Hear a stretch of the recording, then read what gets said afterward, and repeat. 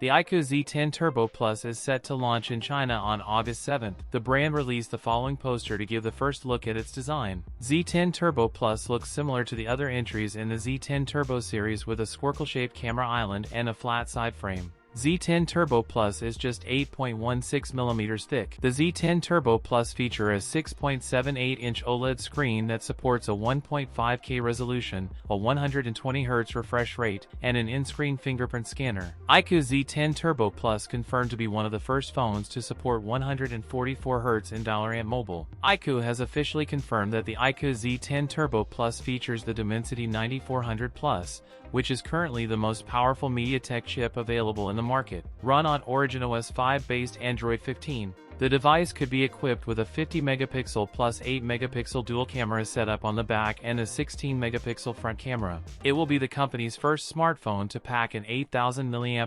battery. Support 90W fast charging. That's it for today's video. If you enjoyed it, don't forget to like, comment, and subscribe for more content. Thanks for watching, and I'll see you in the next one.